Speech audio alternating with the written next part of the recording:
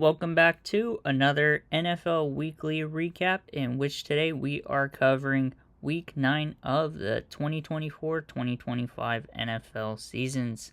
The teams on bye this week were the 49ers and the Steelers.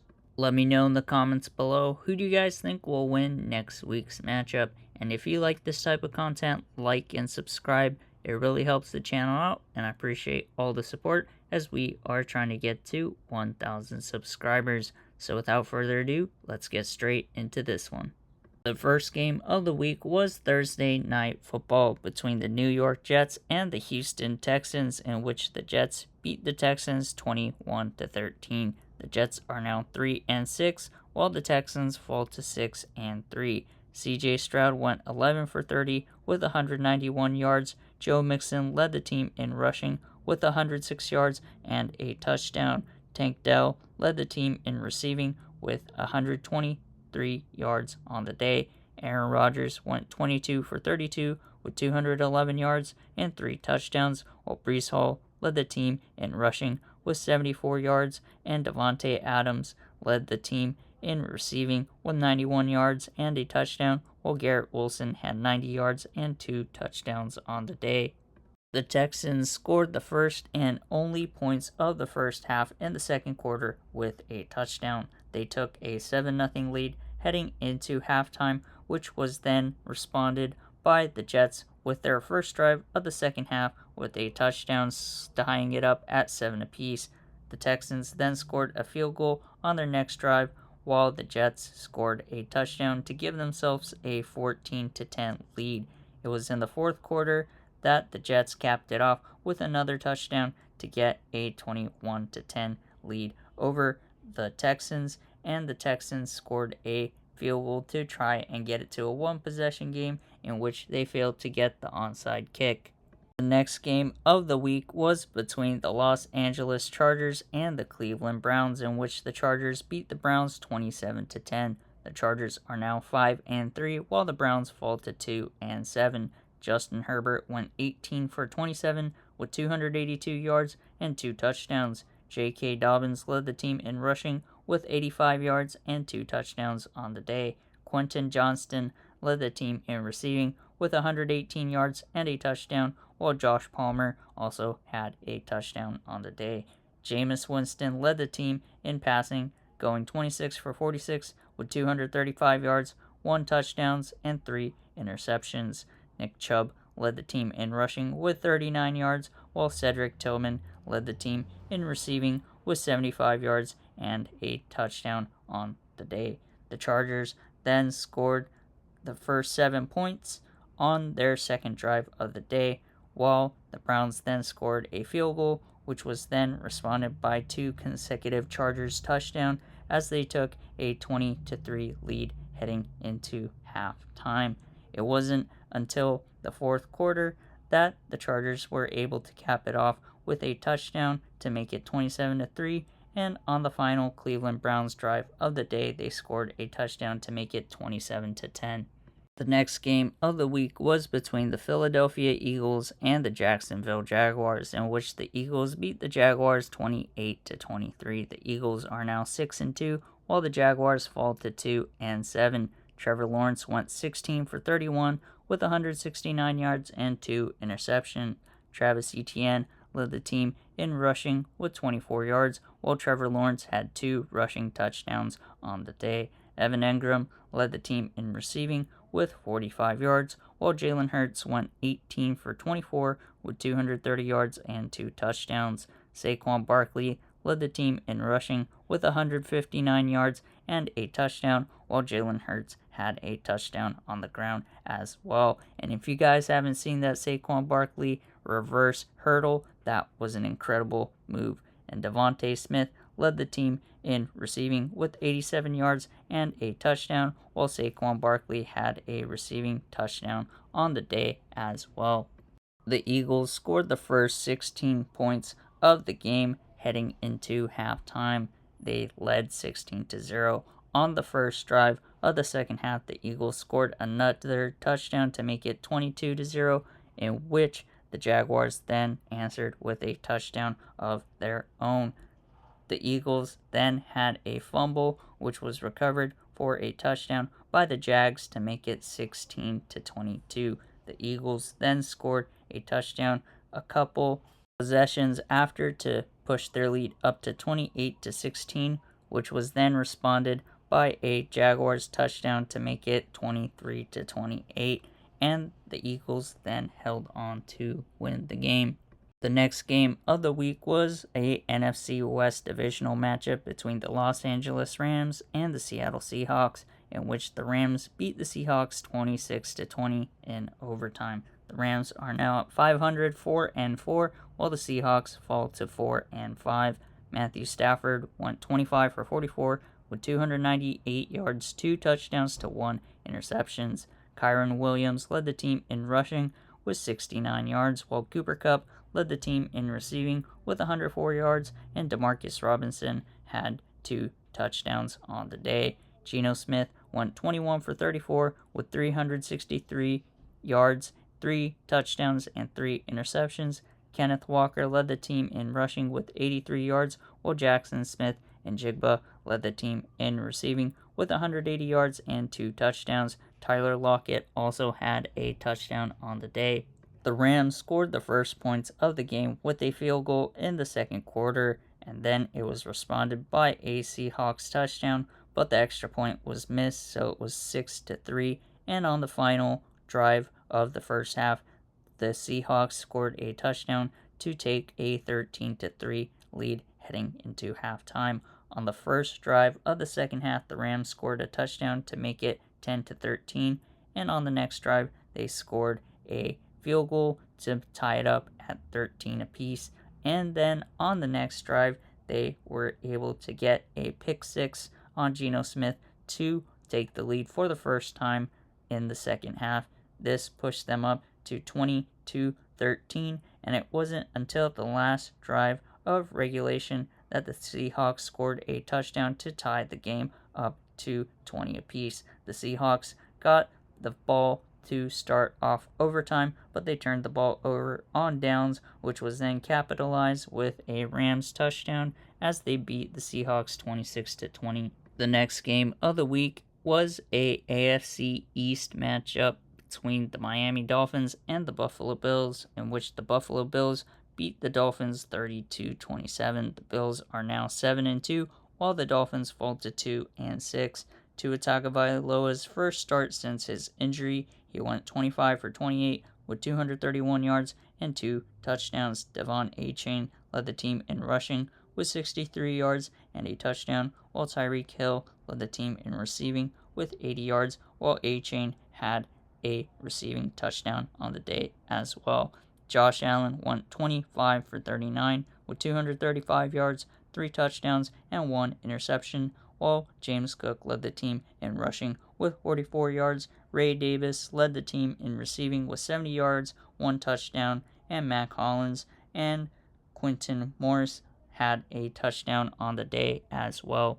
The Bills scored the first points of the game with a field goal, which was quickly responded with a field goal by the Dolphins. They were all tied up at 3 apiece until the Dolphins scored a touchdown in the second quarter, in which it pushed up their lead 10-3, and then the Bills scored a field goal as we headed into halftime with a 10-6 game in favor of the Dolphins. On the first drive of the second half, the Bills scored a touchdown and the score was 12-10, and then it was responded by a Dolphins field goal to make it 13-12, and then it was a touchdown frenzy which tied them up at 27 apiece. It was on the final drive that the Bills scored a field goal to give them the 30-27 victory over the Dolphins. The next game of the week was between the Baltimore Ravens and the Denver Broncos, in which the Ravens beat the Broncos 41-10. The Ravens are now 6-3, while the Broncos fall to 5-4. Bo Nix went 19 for 33 with 223 yards and an interception, while Cortland Sutton had 1 completion for 1 attempt for 2 yards and a touchdown to Bo Nix, as that was a recreation of the Philly special. Javonte Williams led the team in rushing with 42 yards, while Cortland Sutton led the team in receiving with 122 yards. Bo Nix had a receiving touchdown on the day. Lamar Jackson was very efficient, going 16 for 19 with 280 yards and 3 touchdowns, while Derrick Henry led the team in rushing with 106 yards and 2 touchdowns. Zay Flowers had 127 yards on the day with 2 touchdowns, while Patrick Ricard also had a touchdown. The Ravens scored the first 10 points of the game, in which the Broncos then responded with a touchdown of their own to make it 10-7. The Ravens then scored 2 consecutive touchdowns before the end of the first half to take a 24-10 lead over the Broncos heading into halftime.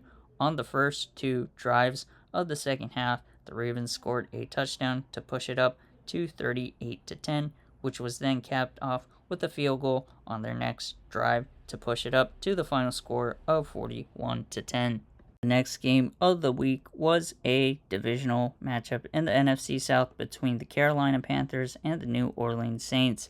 The Panthers beat the Saints 23-22. Both teams are now 2-7, and this allowed Dennis Allen to get fired, and Derek Carr went 18 for 31 with 236 yards and a touchdown, while Alvin Kamara led the team in rushing with 155 yards. Taysom Hill had a touchdown rushing as well. Alvin Kamara also led the team in receiving with 60 yards, while Foster Moreau also had a receiving touchdown on the day as well. Bryce Young went 16 for 26 with 171 yards, 1 touchdown, and 1 interception. Chuba Hubbard led the team in rushing with 72 yards and 2 touchdowns, while Jatavian Sanders led the team in receiving with 87 yards. Xavier Legette had a touchdown on the day as well. The Saints opened up scoring with 2 field goals in a row, which was then responded by a Carolina touchdown and a Saints touchdown right after, as heading into halftime it was capped off with a Panthers field goal as the Saints led 13-10 to start off the second half. The Panthers then scored a touchdown to push it up to 17-13, while then the Saints answered with a field goal and a touchdown on the next 2 drives, which gave the Saints a 22-17 lead over Carolina, and the Panthers on their second to last drive scored a touchdown to take a 23-22 victory over the Saints. The next game of the week was between the Las Vegas Raiders and the Cincinnati Bengals, in which the Bengals beat the Raiders 41-24. The Bengals are now 4-5, while the Raiders fall to 2-7. Gardner Minshew started, going 10 for 17 with 124 yards, but then he was replaced by Desmond Ridder, who went 11 for 16 with 74 yards and a touchdown. Alexander Madison led the team in rushing with 36 yards, while Zamir White had a touchdown. Jacoby Myers led the team in receiving with 105 yards, while Brock Bowers had a touchdown. Joe Burrow went 27 for 39 with 251 yards, 5 touchdowns, and 1 interception. Chase Brown led the team in rushing with 120 yards, while Mike Gesicki led the team in receiving with 100 yards, 2 touchdowns. Chase Brown had a touchdown receiving, Drew Sample had a touchdown receiving, and Andre Iosivas had a touchdown receiving as well. Both teams scored touchdowns to begin the game, and heading into halftime, Cincinnati held a 17-10 lead, while on the first 2 drives of the second half, Cincinnati scored 2 touchdowns to improve their lead to 31-10. And then it wasn't until later on that the Raiders were able to get a pick six to make it 17-31.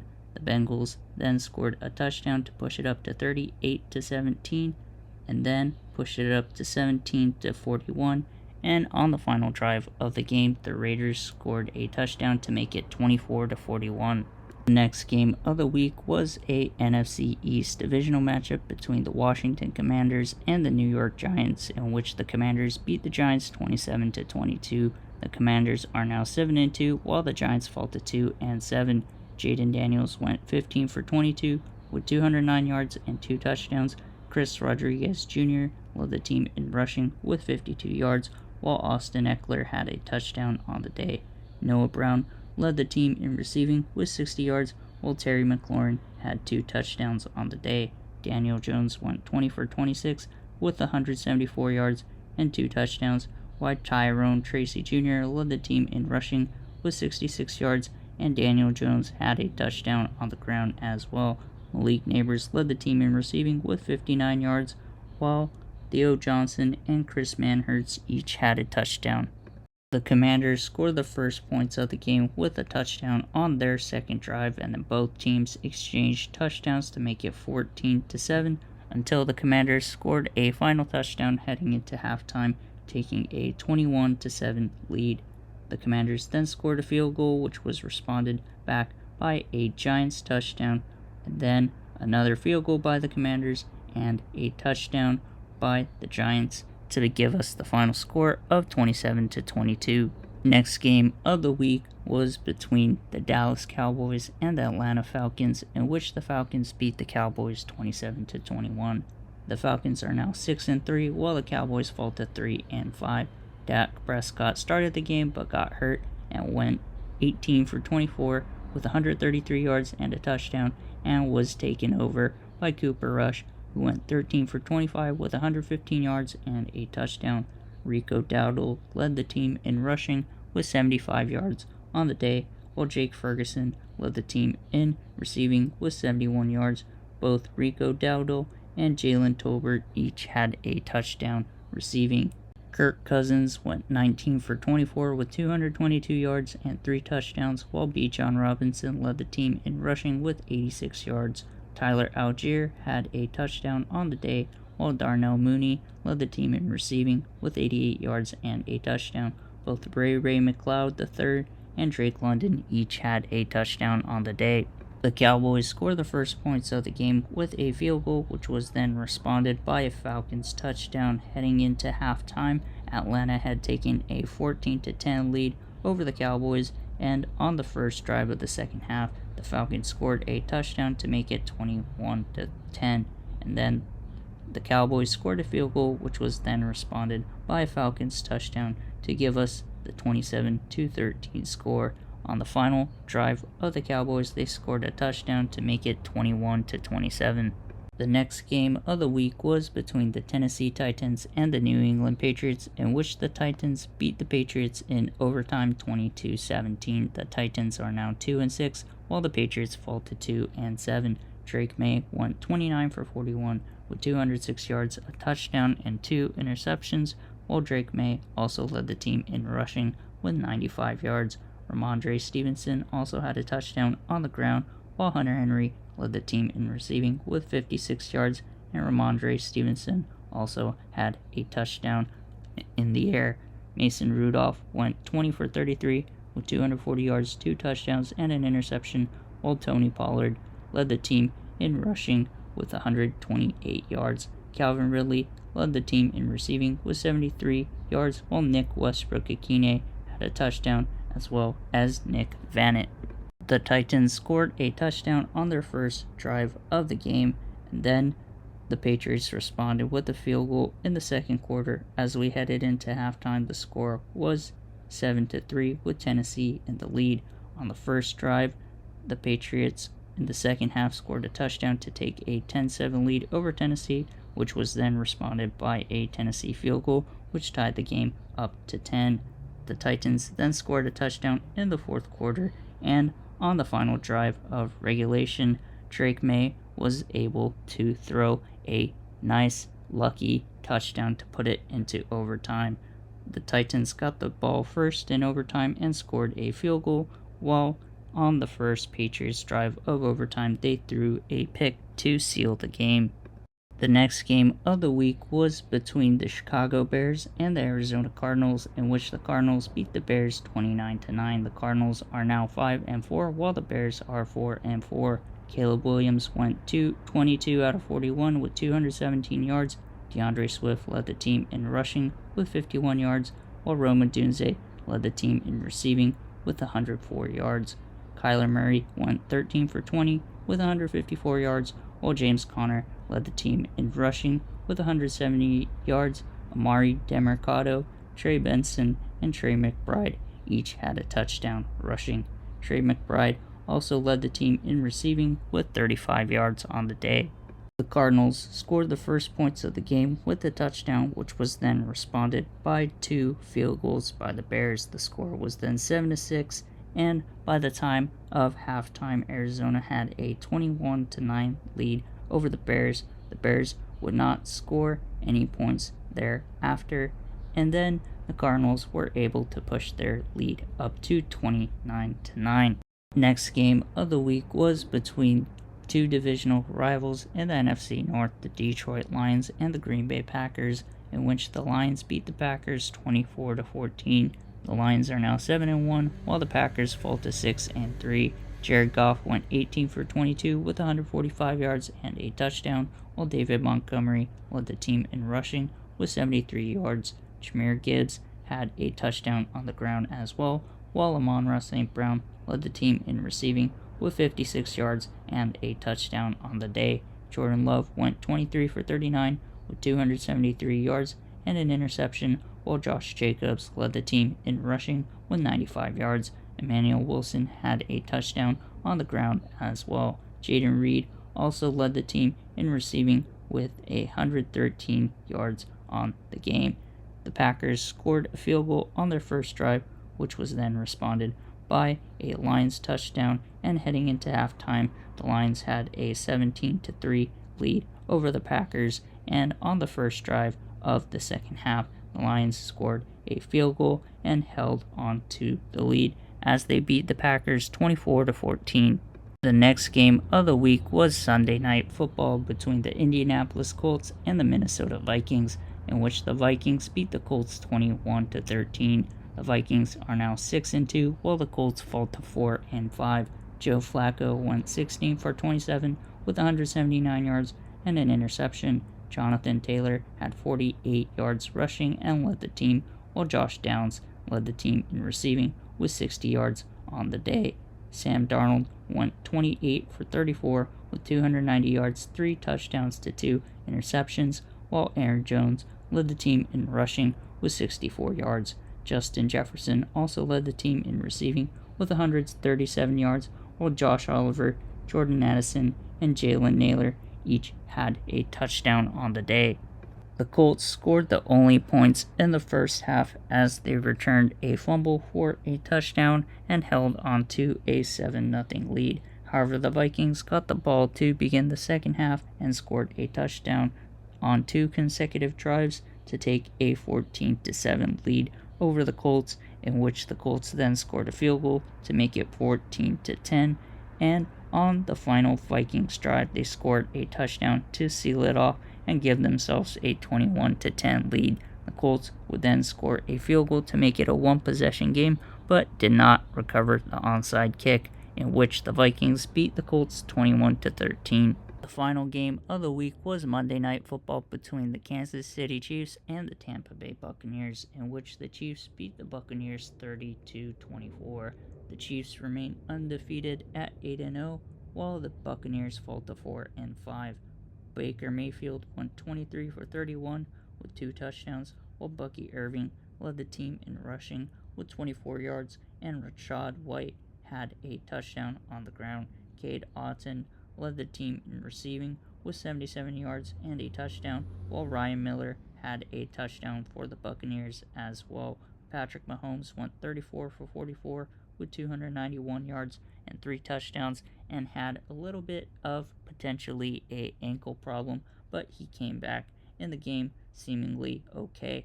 Kareem Hunt led the team in rushing with 106 yards and a touchdown, while Travis Kelce led the team in receiving with 100 yards, and DeAndre Hopkins had 2 touchdowns, and Samaje Perine also had a touchdown receiving.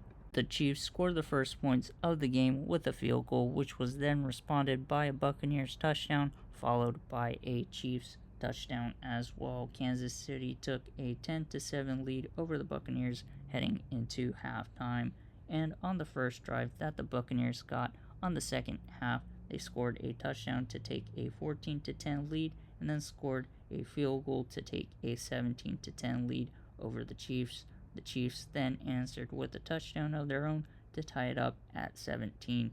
The Chiefs then scored a touchdown to take a 24-17 lead, and the Buccaneers on their final drive of regulation scored a touchdown to take it into overtime at 24 apiece.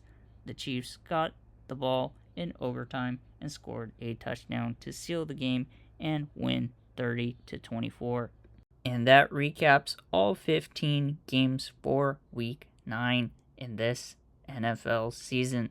Let me know in the comments below, who do you guys think will win week 10 matchups? And if you like this type of content, like and subscribe. It really helps the channel out, and I appreciate all the support as we are trying to get to 1,000 subscribers. If you're a fan of the NFL and college football, stay tuned as we'll be covering both all season long.